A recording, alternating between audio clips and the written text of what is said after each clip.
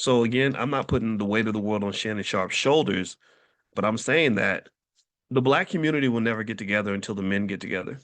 Because if the women get together and the men don't get together, and all y'all gonna do is go marry white people, and then the race will disappear because we're gonna just be integrated biologically into other spaces. So if you want black people to survive, we're gonna have to find a way to build a better black man.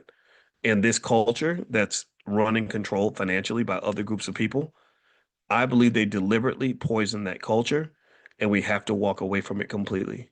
There's no reason why these black athletes with all that money can't have their own sports league, not their own team. Stop thinking about buying a team because you're going to buy you're just trying to join somebody's league. Then they're going to treat you. They're still going to push you out. And also it only helps a couple of people who are team owners. You start a league, you build an economy. You don't want to just build a life. You want to build a system.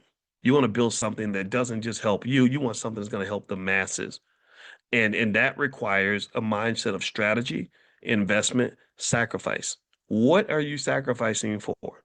That's the fundamental question everyone must ask. Where are you writing checks to develop the institutions your community needs? Where are you building the generational wealth that's going to impact hundreds of other people, not just you and your two children? I'm talking about people outside of that block, right? If everybody had that mindset, then we would win. We would absolutely positively win.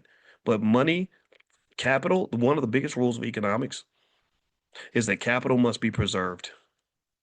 Capital must be preserved and efficiently used. That is literally, when I taught at Syracuse University, that was literally the first thing we taught them about capital, is that capital must be preserved and it must be efficiently used. So if you out here blowing the bag, putting it in stripper thongs, throwing it away, buying European products, out here just, wasting it on nonsense, then you're not preserving capital. Therefore, you deserve to be poor. You're choosing poverty because you have a poverty mindset. And then efficient use means that when I'm sitting on that money, I'm thinking, how do I put this dollar somewhere where it's going to turn into $5? How do I put this $5 somewhere it's going to turn into $50? How am I going to put this $50 somewhere where it's going to turn into $1,000 or whatever? You're multiplying, you're giving fertility to your money. All these things, I discuss all these things in my book. My book is called The 10 Commandments of Black Economic Power. You can go to drboycebooks.com and get a copy if you want, drboycebooks.com. So feel free to go take a look at that if you want some help in this. And I know that the way I talk about this, I'm gonna lose a lot of friends, but I ain't out here trying to make friends. I'm out here trying to win. Because I'll be damn, I ain't sitting here. I'm not sitting here as I'm not trying to be an oppressed Negro.